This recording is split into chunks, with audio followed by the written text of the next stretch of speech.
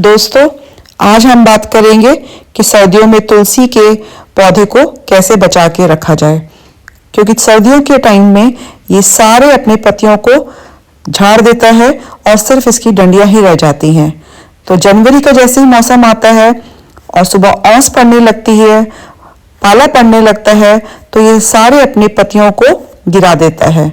लेकिन उसी टाइम पे सबसे ज्यादा तुलसी की जरूरत पड़ती है, क्योंकि तुलसी को आयुर्वेदिक रूप में भी यूज किया जाता है और इसके बहुत सारे फायदे हैं। मेनतः दो टाइप की तुलसी सबसे ज्यादा मानी जाती है, एक श्यामा और एक रामा। रामा के पत्ते जो होते हैं हरे रंग के होते हैं और श्यामा के पत्ते जो होते हैं वो पर्पल कलर के होते हैं, बैंगनी कलर के।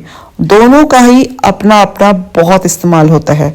सर्दियों में खास तौर पे अगर सर्दी, जुकाम, नजला या शरीर में दर्द हो रहा है या आंखों में चुभन हो रही है और कुछ भी नहीं, तो चाय में रोज मिला के इसको पीना चाहिए, जिससे आने वाली बीमारियां टल जाती हैं। तो मैं आपको दिखाती हूँ कि तुलसी के पत्तों को हमने कैसे संजो के रखना है ताकि ये हमें पूरे सर्दियां चल सके और इसका फायदा ले सके हम। वैसे तो तुलसी को माँ लक्ष्मी का प्रतीक माना जाता है। घर के आंगन में तुलसी का होना बहुत ही शुभ माना जाता है, इसलिए हमारे घरों में, स्पेशली भारत में, हर घर में तुलसी का पौधा पाया जाता है।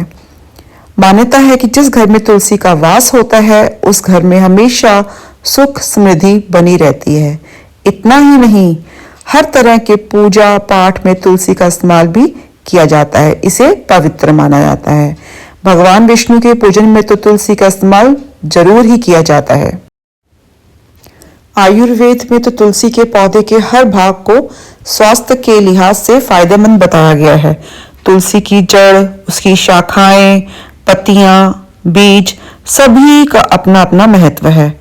आमतौर पर घरों में दो तरह की तुलसी देखने को मिलती है, जिसकी पत्तियां थोड़ी सी बैंगनी कलर की होती हैं तो पता है वो श्यामा होगी, और जिस पौधे की तुलसी का पत्तियों का कलर हरा होगा तो समझ लीजिए वो रामा है।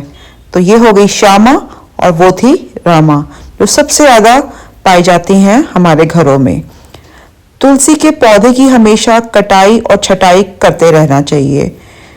इस पौधे को हरा भरा रखने में इसका बहुत ही बड़ा महत्व है। जितनी अच्छी आप कटाई इसकी करते रहेंगे उतना ही ये बढ़ता रहेगा। तुलसी के पौधे की मंजरियां जो होती हैं, ऊपर जो बीज निकल आते हैं, आप ये देख सकते हैं बीज इसमें बड़े बड़े निकले हुए हैं, इसको समय समय पे अलग कर देना चाहिए। नहीं तो क्या होता है, तुलसी के पौधे की जो डंडियां होती हैं, जब पौधा होता है वो सूखने लगता है। और इसमें खाद आप बहुत ही कम डालिए, ज्यादा खाद इसमें नहीं चाहिए होती, ये अपने आप से ही बढ़ता है, इसको ज्यादा खाद की जरूरत नहीं पड़ती है। और आप चाहें तो तुलसी की पत्तियों पर नीम का पानी या जिप्सम सॉल्ट का पानी भी मिलाकर मिक्सर से छिड़काव कर सकते हैं। इसकी जरूरत इतनी ज्यादा नहीं पड़ती है। ये मेरे देखिए घर के पीछे भी तुलसी ही लगी हुई चारों तरफ। जो पहले मैंने आपको दिखाया था वो घर के आगे था, जिसमें पूरी तुलसी माता छाई हुई थी, और ये अब घर के पीछे है। इसके ऊपर मंजरियां इतनी सारी निकल चुकी हैं कि मैं इसको चाहूं भी हटाना तो नहीं हटा पा रही। शुरू शुरू में तो मैंने इसको बहुत हटाया था, पर अब सर्दियां आ रही हैं तो इसमें ज्यादा मंजरियां निकल गई हैं, पत्ते धीरे धीरे कम होते जा रहे हैं। जनवरी के महीने में इतना ज्यादा ठंड पड़ती है कि सारे पत्ते इसके झड़ जाते हैं। तो यही टाइम है मुझे थोड़ा सा इसको प्रोटेक्ट करके रखना है। प्रोटेक्ट करने से भी मैं क्या करूंगी, इसके ऊपर अगर मैं कोई चुन्नी डाल दूंगी, कोई इस चीज से इसको ढक दूंगी, तब भी ये ज्यादा पत्ते नहीं इसके संभल पाएंगे। तो मैं इसका एक नया ही तरीका निकालती हूँ। मैं इसको जितने तोड़ सकती हूँ, बड़ी बड़ी डंडियां इसकी तोड़ के, और उसको रख लूंगी हल्की गुनगुनी धूप में, चाहे घर के अंदर भी रख सकते हैं इसको। और उसके बाद इसको करीबन 1 हफ्ते तक मैं रखूंगी। ज्यादा तेज धूप नहीं लगानी होगी मुझे, और मैं दिखाती हूँ मैं कैसे करती हूँ, आपको साथ साथ में दिखाती जाऊंगी ताकि आपको पता लगे कैसे उसको प्रोटेक्ट करना है, उसको कैसे फायदा भी लेना है।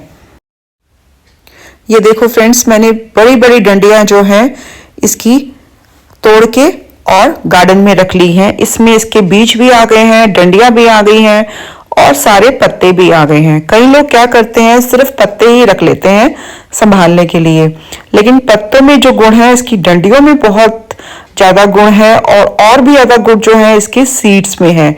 कई बीमारियों की जो औषधि है वो इनकी मंजरियों मतलब सीड से ही बनाई जाती है। इसलिए हमें कोशिश करना है इसके सारे पार्ट्स का यूज करें।